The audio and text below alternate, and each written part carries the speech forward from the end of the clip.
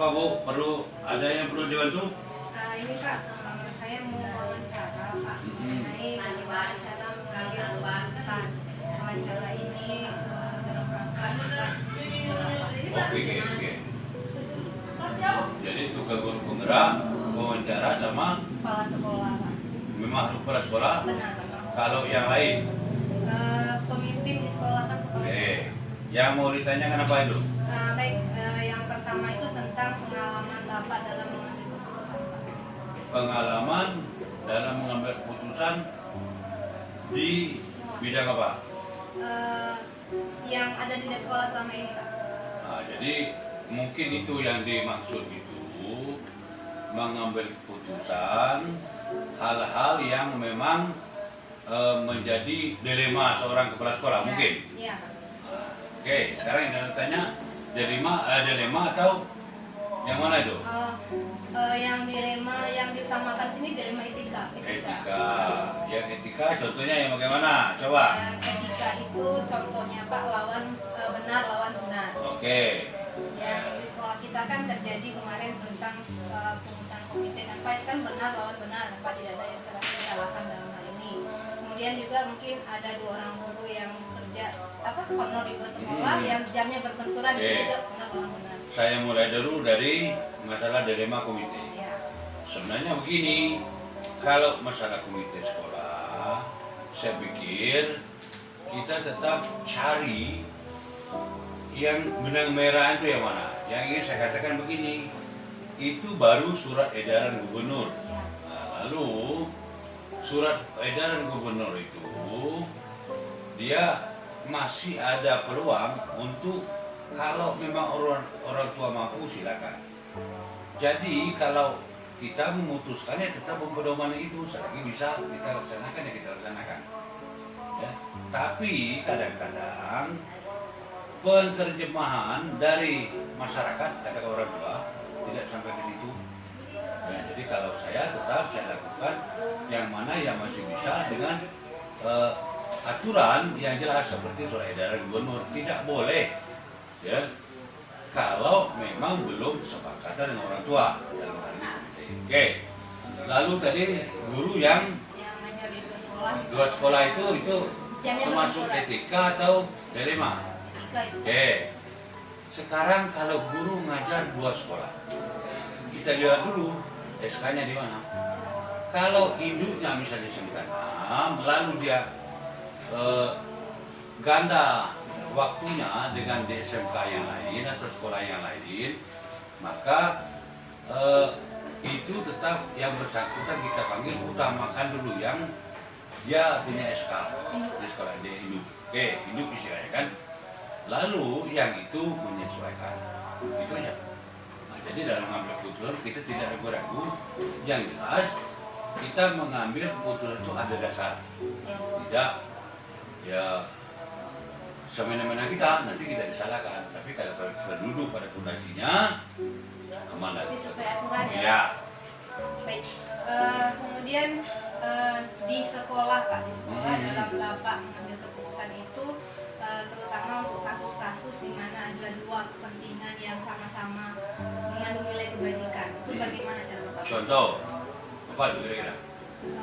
Kayak tadi mungkin Pak ya, ada nilai-nilai misalnya nilai rasa apa ya, misalnya ada guru yang ada jam di sekolah, kemudian dia harus mengantar orang tuanya berobat. Oke. Yang hasilnya yang hasilnya begini, ya itu kan memang dilema. Satu sisi ini orang tua kita, satu sisi yang kita jalankan adalah tugas negara. Nah, tapi kita lihat juga situasinya bagaimana. Tapi saya selaku kepala sekolah tetap ya landasnya ada. Itu sumpah pegawai negeri utamakan kepentingan umum daripada kepentingan pribadi.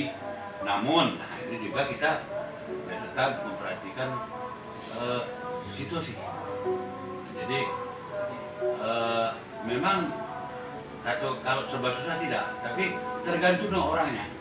Dan memang masih banyak orang yang mengutamakan kepentingan ya daripada kepentingan pribadi. Ya walaupun itu orang tua, tapi ya namanya manusiawi. Ya. Baik. Kalau menurut Bapak nih Pak, kasus-kasus yang ada di sekolah kita ini Pak, apakah termasuk dilema etika atau banyak rujukan moralnya? Oh, dua-duanya. Nah, nggak banyak tapi Ya. Baik Pak, dalam langkah-langkah atau prosedur seperti apa yang bisa yang biasa Bapak lakukan selama ini dalam mengambil keputusan? Jadi yang pertama kita lihat identifikasi dulu masalahnya. Lalu kita melihat ini prioritas atau bagaimana. Jadi saya tetap menggunakan situasional. Ya, kapan masalah itu atau kalau misalnya ada terjadwal program ya kita mengikuti alur, tapi tetap kita melihat situasional. Masa misalnya masalah harus cepat lalu kita harus waktunya kita molor padahal itu harus cepat. Jadi situasional saja. Dan yang berikutnya Pak, hal apa saja yang selama ini Bapak anggap efektif dalam mengambil keputusan pada kasus ini? Oke. Jadi dalam mengambil keputusan itu ya, terus terang saja seorang kepala sekolah itu harus tetap ada fakta, lalu landasannya apa? Aturan. Ya, itu berbasis aturan. Ya, Pak. berbasis. Kemudian berikutnya Pak, hal apa saja yang selama ini merupakan tantangan Bapak dalam mengambil keputusan khususnya Ya. pada kasus kriminal? Ya, jadi begini, mengambil keputusan itu kadang-kadang memang ada kita berdiri di satu sisi manusiawi, di satu sisi ini tugas kita. Tapi saya katakan tadi seperti tantangan bagaimana? Ya, sebenarnya tantangan itu ya kalau memang ya yang bersangkutan belum mencermati, belum mematuhi aturan sepenuhnya. Karena begini, kalau kita sadar bahwasanya tidak semua aturan yang menyenangkan, tapi tetap ya, dalam hal ini kalau tantangan itu kita bisa atasi. Kalau memang itu masalah, katakanlah dengan guru, ya kita ingatkan, misalnya tertulis, itu banyak. Jadi itu nanti sampai ke punishment. Itu yang gitu. Jadi tantangan itu sebenarnya tinggal bagaimana kita mendudukkan apakah ini memang kelas tantangan atau memang hambatan biasa. Itu. Jadi intinya itu tergantung dengan individu masing-masing sudah sejauh mana dia mengerti tentang tugasnya. Pertanyaan berikutnya Pak, apakah Bapak memiliki sebuah tata kala atau jadwal tertentu dalam menyelesaikan kasus dilema etika? Apakah Bapak akan menyelesaikan atau mungkin punya jadwal tersendiri? Itu yang saya katakan tadi, tetap kita tergantung dengan tentang ini apa namanya itu jenis masalahnya. Makanya kita ini kan buat saja situasional. Mau cepat, oke. Situasional. Kita lihat dulu masalahnya bagaimana. Jadi tetap berdasarkan situasional. Jadi kalau memang mendesak harus Iya, harus. segera ya. Ya. Dan adakah seseorang atau faktor apa yang selama ini mempermudah atau membantu Bapak dalam mengambil keputusan? Ya, oke. Yang pertama itu saya katakan tadi itu pedoman dalam aturan. Lalu yang di sekeliling kita seperti ya staf, Iya. ya wakil-wakil, teman sejawat. Berarti musyawarah ya Pak? Iya. Kalau dia masih suatu aturan itu bisa misalnya, ayo kepala sekolah silakan menurut kebijakan kepala sekolah bagaimana. Nah di situ yang kita harus musyawarah dengan staf-staf, katakanlah teman-teman sejawat. Baik Pak, dari semua hal yang sudah Bapak hadapi dalam mengambil keputusan, pembelajaran apa yang dapat Bapak ambil? Oke, jadi setelah itu seorang kepala sekolah katakanlah saya memang ya akan lebih memahami dan akan lebih bisa untuk menyelesaikan suatu masalah punya tahapan-tahapan. Jadi tidak kita sembrono ngambil kudu. Jadi kita tahu tahapannya begini. Karena terus terang saja suatu masalah itu yang paling baik dan sebanyak jalan tengah itulah yang bagus. Oke? Baik, pertanyaan terakhir Pak, apa rencana Bapak ke depan dalam menjalani pengambilan keputusan keputusan yang mengandung unsur dilema etika. Dilema etika tadi yang misalnya benar Pak. Ya. Bagaimana Bapak bisa? Nah, misalnya tadi apa itu? Misalnya tadi yang saya contohkan tadi, misalnya tentang komite, Hmm. kemudian guru yang mengajar di luar sekolah mengajaknya berbenturan. Hmm. Dan yang kedua, bagaimana Bapak bisa mengukur efektivitas pengambilan keputusan Iya. Bapak? Jadi begini, kalau seperti tadi yang dilema etika, sepertinya tadi yang komite ya. Ya. Nah, itu kan dari luar. Nah, lalu yang kita di dalam sebenarnya begini, tinggal lagi seperti itu kan atasan kita yang ngasih itu. Lalu sebenarnya kekuatan yang paling kuat itu adalah di lingkungan kita. Kalau mereka siap. Jadi untuk kedepannya ya kita tetap musyawarah dengan lingkungan kita. Itu rencananya. Dan bagi yang belum misalnya seperti tadi komite, orang tua kita ini kan mungkin ini ya, oh saya memang tidak mampu, tapi standar tidak mampu kan mereka tidak tahu. Nah, jadi kita tetap menganut azas musyawarah dan mufakat. Berarti kita mau berbasis peraturan, Iya. kemudian musyawarah untuk mufakat. Gitu ya, Pak? Oke. Ini kalau sudah sepakat mungkin saja seperti kesepakatan kita ya, kita secara tertulis kirimkan ya dengan pihak yang berkepentingan kita untuk menguatkan itu. Oke? Bagaimana Bapak bisa mengukur efektivitas pengambilan keputusan Bapak? Iya, dari keberhasilan. Jadi begini, kalau misalnya secara ini kita banding dengan cara itu, lebih efektifnya aturan yang kita tetapkan itu yang kita harus jalankan bersama dan kawal bersama. Siap? Siap Pak, terima kasih banyak Pak. Sukses ya. Nah, itu.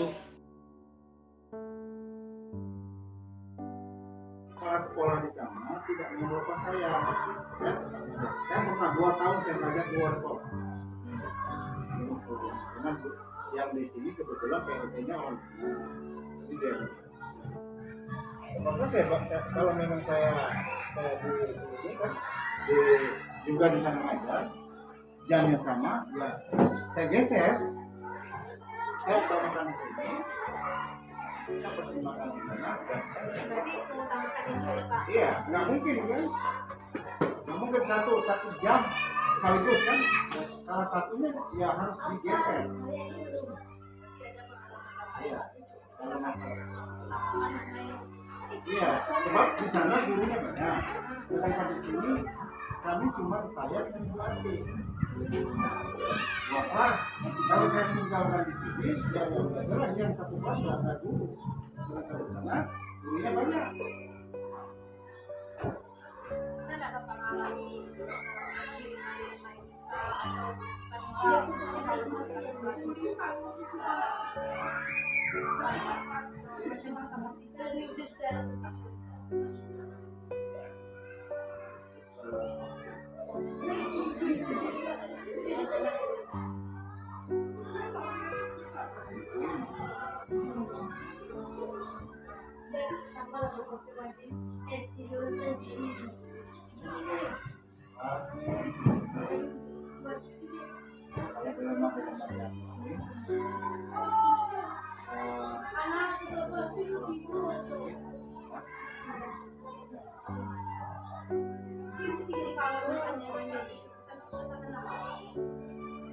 kalau saya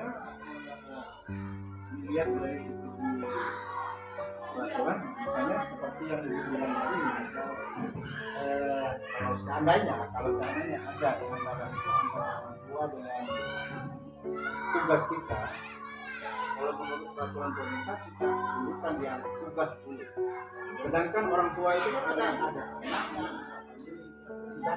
bisa minta bantu dengan orang lain. Peraturan itu. kalau misalnya Bapak mendapat di masalah terus Bapak langsung menyelesaikan hari itu atau untuk waktu tertentu nanti aja lah pas waktu ini langsung saya selesaikan. Ya, kalau ada kasus, saya harus selesaikan hari itu. Saya kejadian seperti tadi kan, di sekolah.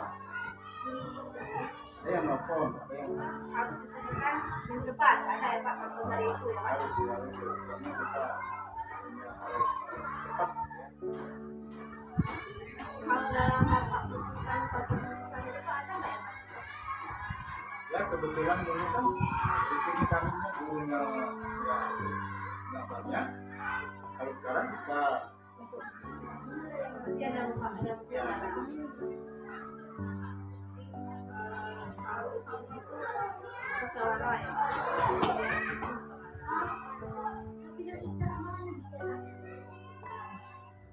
Terus dari apa hal-hal atau pengalaman-pengalaman yang Bapak alami dengan keputusan itu apa misalnya ada nggak pembelajaran yang bisa Bapak dapatkan? Apa dari pengalaman-pengalaman yang kayak pembelajaran ya kalau masalah itu pengalaman kita kalau kita menyelesaikan permasalahan jika permasalahan itu tidak berlanjut atau tidak menjadi hal-hal yang salah.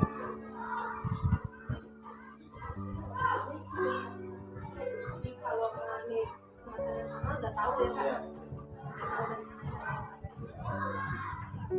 Terus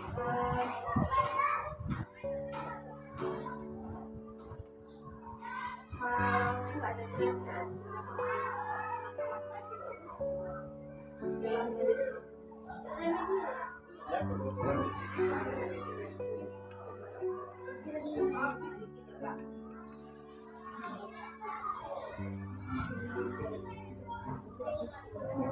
Iya iya. kalau SMP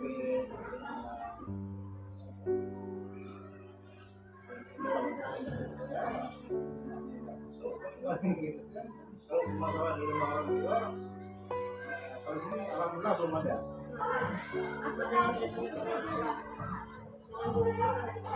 Iya, kalau di sini pertama guru ngajinya itu cuma kalau sekarang baru 3, kalau dulu 2 kalau sekolah dengan guru. Ya kalau segalanya yang honor itu kan tidak begitu ini dia harus gimana ya? Dia masih menghargai kepala sekolah sekolahnya. Kalau kita sama-sama saya pendapatnya kadang-kadang berbeda. Gitu. Kadang-kadang ingin menonjolkan ini yang bagus ya, ini yang bagus. Tapi kalau yang honor itu biasanya tidak terlalu banyak permasalahan ya. Sedikit ya. Iya. Kalau ada masalah juga musyawarah. Musyawarah yang udah jelas kalau banyak yang menurut yang PNS itu lah kata gitu. Kalau sekarang ya 3. Kalau kemarin mulai dari tahun 2014 saya di sini 2.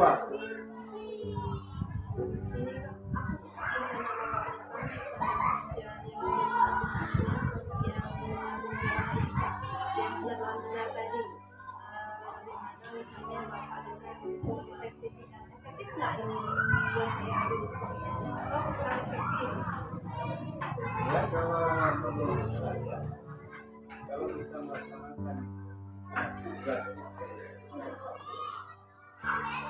bukan pribadi iya iya Bertanggung jawab ya Pak. Bertanggung jawab.